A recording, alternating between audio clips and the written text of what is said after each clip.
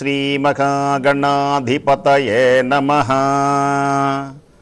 సరస్వత్యై నమః. శ్రీగురుభ్యో నమః.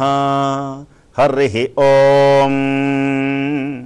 వ్యక్తావ్యక్తగుణేతరం పటుతరం షట్త్రింశతత్వాత్మకం. వ్యక్తావ్యక్తగుణేతరం పరతరం షట్త్రింశతత్వాత్మకం. తస్మాదుత్తమతత్వమక్షరమిదం ధ్యేయం సదా యోగిభిః.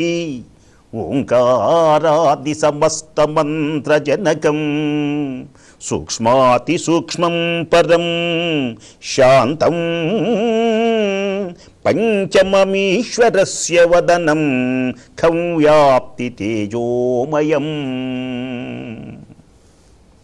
సదాశివలింగమునకు ప్రధానమైనటువంటి సూత్రంగా ఆరాధించేటువంటి విధంగా అష్టమాతలను ఉంచాలి.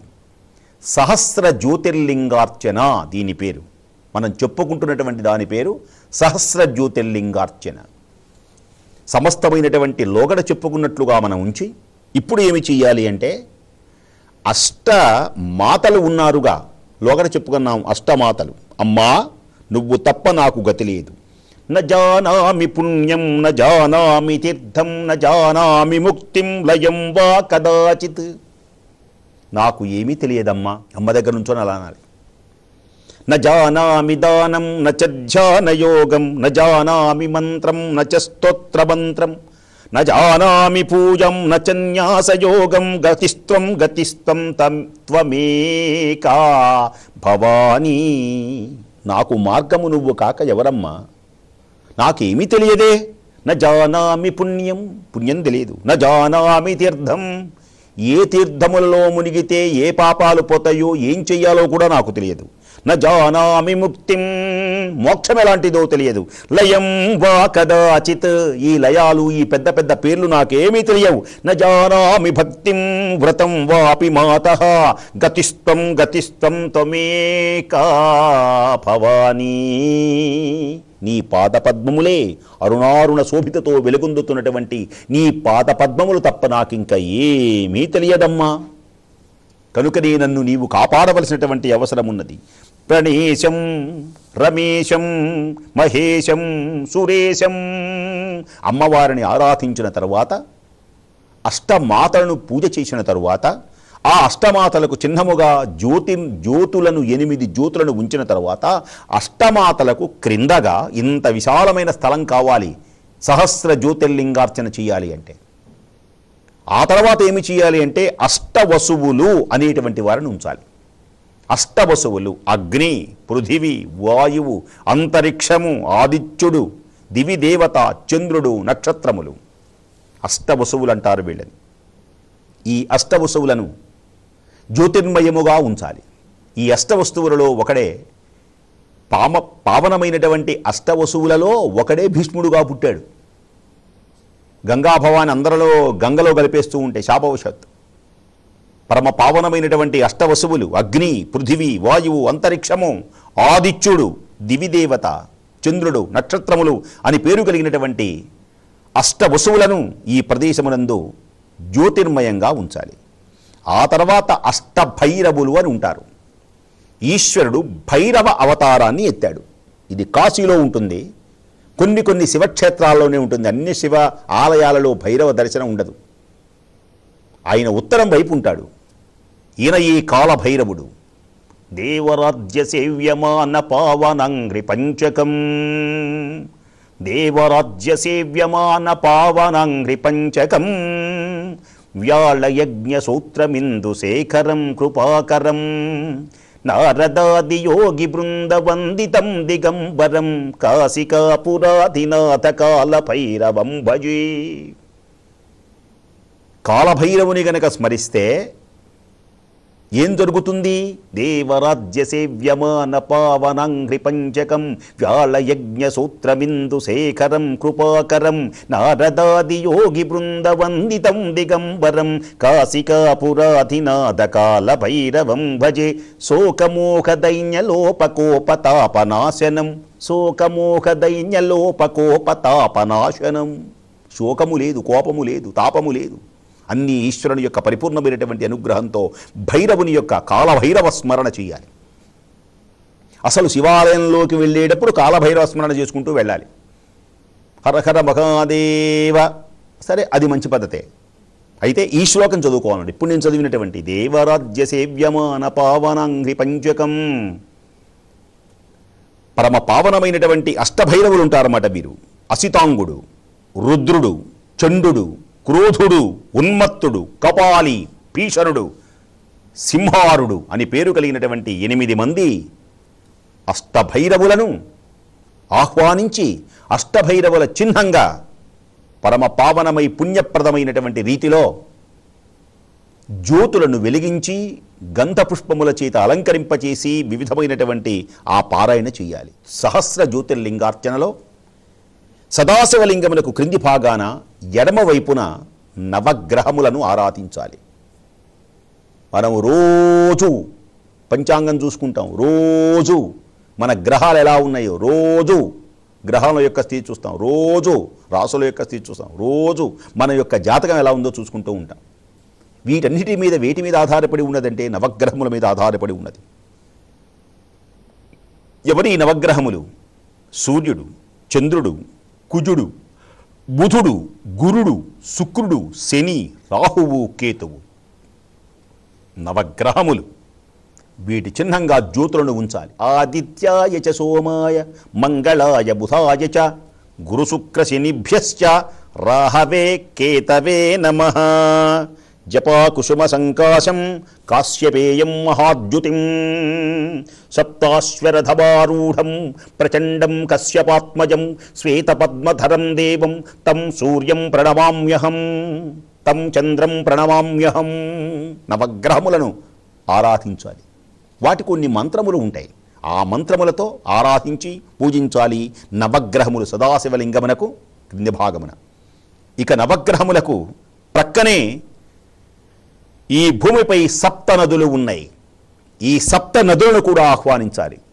ఇవి పరమ పవిత్రమైనటువంటి నదులు. ఏమిటి ఈ నదులు? గంగే చ యమునే చైవ గోదావరి సరస్వతి నర్మదే సింధు కావేరి జలేస్మిన్ సన్నిధిం కురు. నీవు విఘ్నేశ్వర పూజ చేసినా ఈ మాట అనాలి, పెళ్ళిళ్ళు చేసినా ఈ మాట అనాలి, శుభకార్యాలు చేసినా ఈ స్తోత్రం చేయాలి. అసలు నువ్వు ఏ పుణ్యకార్యం చేసినా ఈ చేయాలి. అసలు ఈ నీ గ్లాసులోకి పంచపాత్రలోకి ఈ జలమును ఆహ్వానింప చేయాలి. ఒక తవలపాకు వేయాలి. కలశోదకేనా కలశం, ఆ కలశాన్ని గంధ పుష్పార్చితై అలా అలంకరించాలి. దానిలో తమలపాకు ఇయ్యాలి. ఆ తర్వాత అలా చెయ్యి మూయాలి. గంగే చ యమునే చైవ గోదావరి సరస్వతి నర్మదే సింధు కావేరి జలస్మిన్ సన్నిధిం కురు. కలశోదకేన పూజా ద్రవ్యాన్ని సంప్రోక్ష్య దేవం సంప్రోక్ష్య ఆత్మానం చ సంప్రోక్ష్య. నీ మీద కూడా చల్లుకోవాలి. ఆపోహిష్టామయోపవ తాన ఊర్జే దధాతన మఖేరణాయ చక్షసే యోవశివతమూర్సః తస్య భాజయతే హనః ఉశతీర్వ మాతరః తస్మా అరంగమామ వో యస్య క్షయాయ జన్మథ ఆపో జనయథాచనః. అప్పుడు కానీ నువ్వు పవిత్రం అవ్వవు. గంగ పేరు వినాలి, యమున పేరు వినాలి, గోదావరి పేరు వినాలి, సరస్వతి పేరు వినాలి, నర్మదా, సింధు, కావేరి మొదలైనటువంటి నదులన్నీ ఇక్కడికి విచ్చేసి దీవింతురుగాక.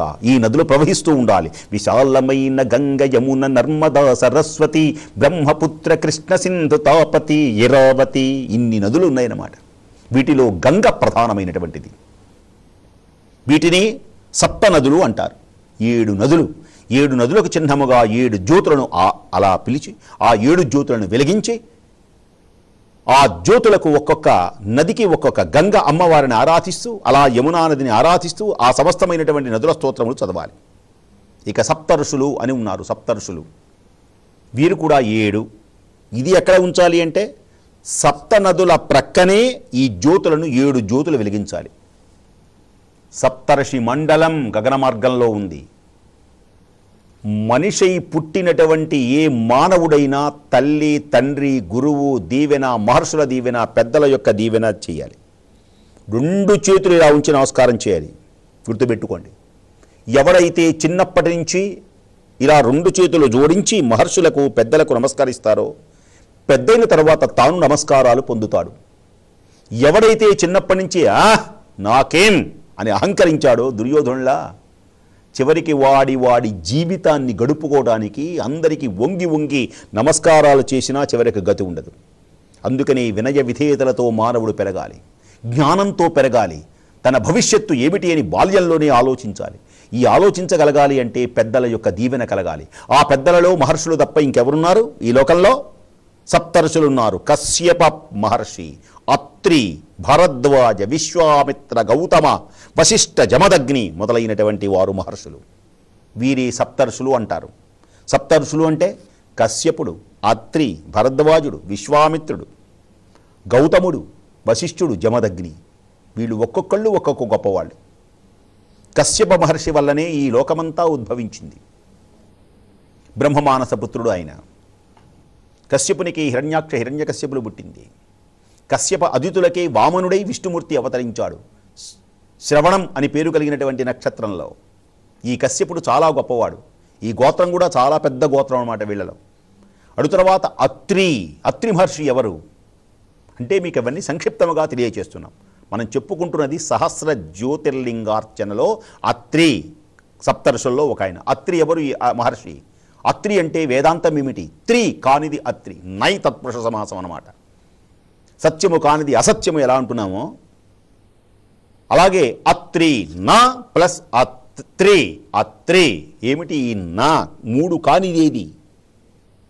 సత్వగుణం, రజోగుణం, తమోగుణం. ఈ 3 గుణములకు కానటువంటి బ్రహ్మానందం, పరమసుఖదం, కేవలం జ్ఞానమూర్తిం, ద్వంద్వాతీతం, త్రిగుణరహితం, తత్వమస్యాది లక్ష్యం. ఏ త్రిగుణములకు అతీతమైనటువంటి దివ్యశక్తి ఈ లోకమున ప్రకాశించుచున్నదో అట్టి శక్తికి అతీతమైనటువంటి మహానుభావుడు కనుకనే, ఆ శక్తి స్వరూపమైనటువంటి వాడు కనుకనే ఆయనను అత్రి. ఈయన భార్య పేరే అనసూయ.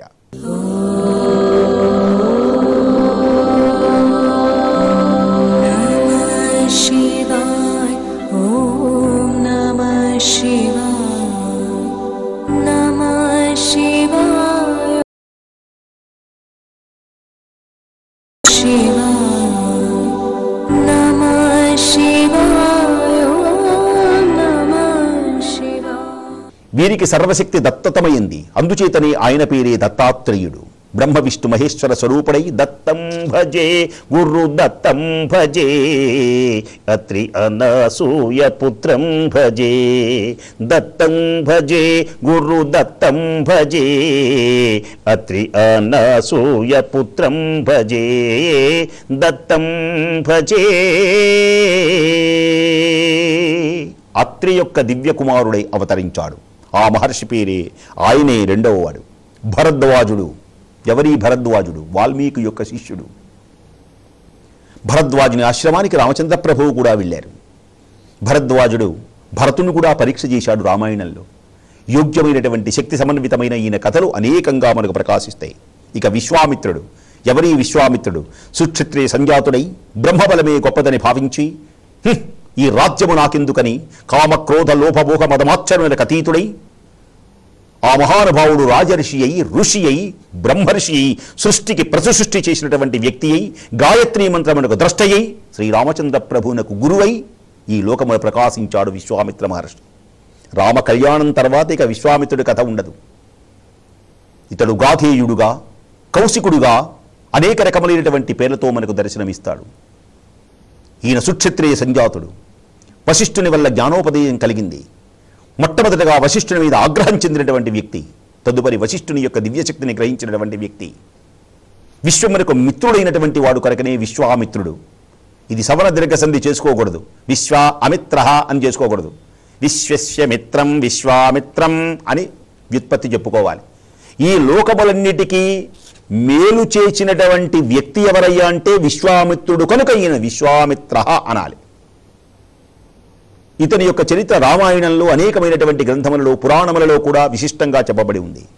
ఈ మహర్షి బ్రహ్మర్షి అయి త్రిశంకునకు కూడా స్వర్గాన్ని ఏర్పరిచాడు. అప్పట్లో హరిశ్చంద్రుడి కాలంలో ఉన్నాడని అనేకమైనటువంటి కథలు. ఈ మహర్షి చాలా గొప్పవాడు, సప్తర్షుల్లో ఒకడై ప్రకాశించాడు. ఇక గౌతముడు, గౌతమ మహర్షి దైవల్నే గోదావరి అనేటువంటి నది పుట్టింది. ఈ గౌతముడి భార్య పేరే అహల్య. శాపవశాత్తు శిలగా మారినటువంటి ఆమెను, శిలలా ఉన్నటువంటి ఆమెను కొన్ని రామాయణంలో అహల్య శిలగా ఉంటుంది. శిలం చేసేశాడు పాపం రంగనాథుడు తెలుగులో. సంస్కృతంలో శిల అయింది అంటే ఒప్పుకోరు మహాపండితులు. అహల్య శిల అయింది, రాతిని నాతిగా చేశాడు అన్నారు అనుకోండి, వాల్మీకి రామాయణమే ప్రమాణముగా కలిగినటువంటి వారు ఈ మాటను అంగీకరించారు. మిగిలిన వారందరూ శిలయే అని అంటారు. సరే, ఎందుకంటారు అంటే అక్కడ వాల్మీకి ఏం చెప్పారు అంటే శిలలా ఉన్నది అన్నాడు కానీ శిల అని చెప్పలేదు. అది కొంచెం గ్రహించగలగాలి.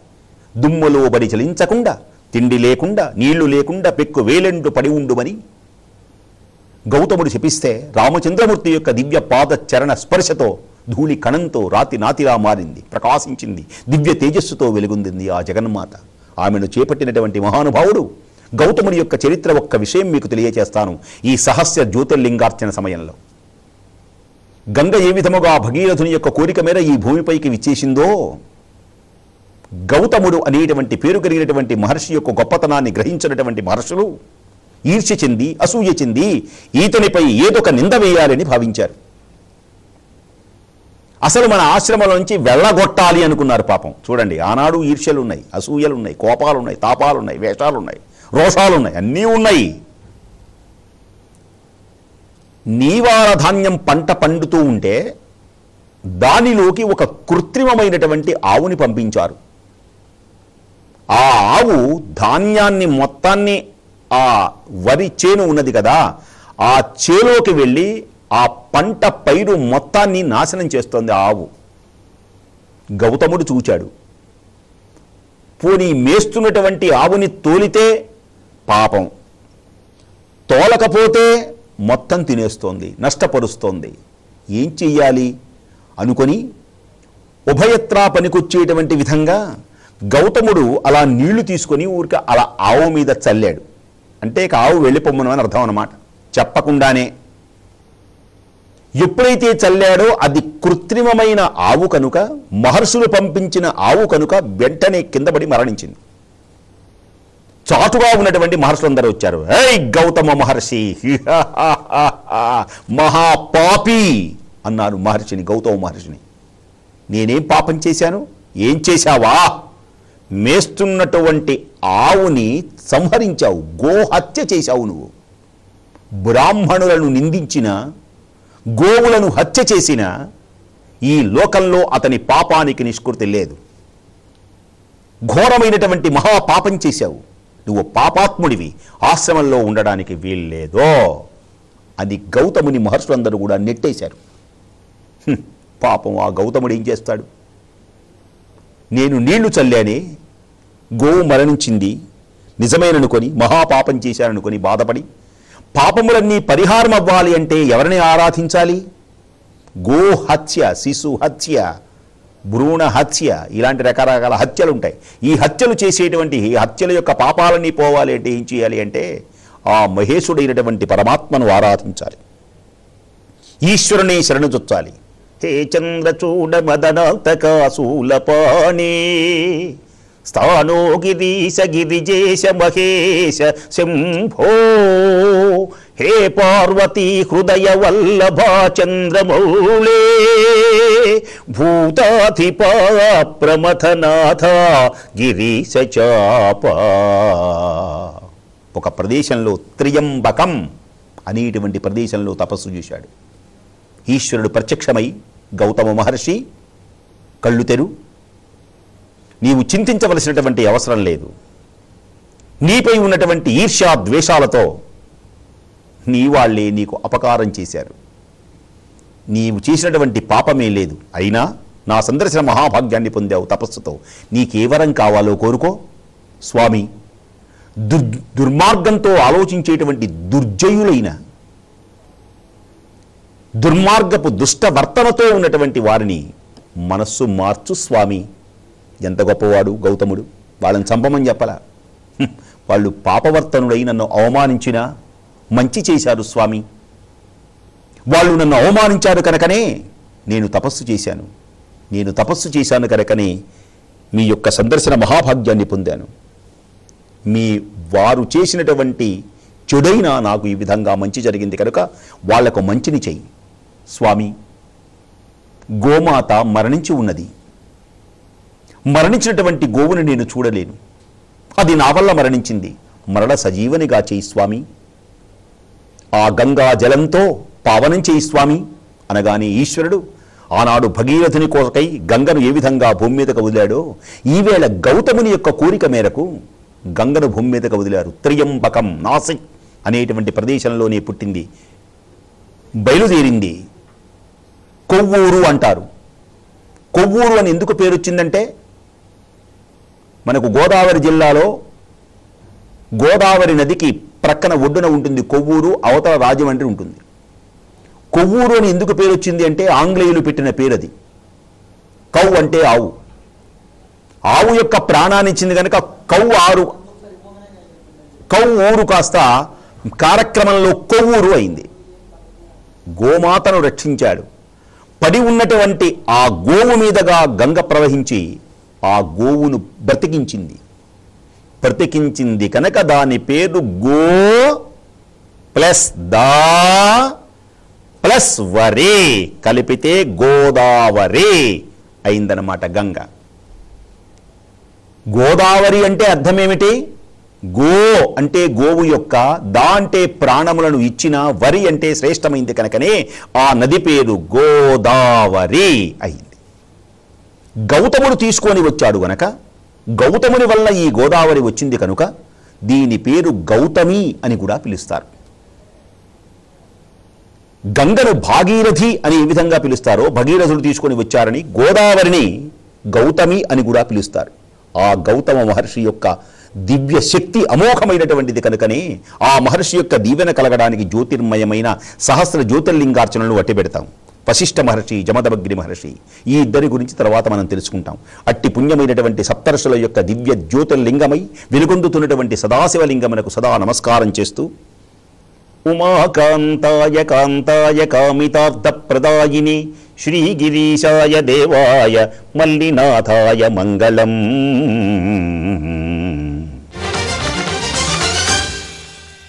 మీ అభిప్రాయాలను సూచనలను మాకు తెలియజేయాల్సిన చిరునామా భక్తి TV, care of Rachana television private limited, road number 92, Jubilee hills, Hyderabad 5,96,000. మా ఇమెయిల్ ఐడి bhaktihyd@gmail.com. మా వెబ్సైట్ www.bhaktitv.org. Phone number 9010222333.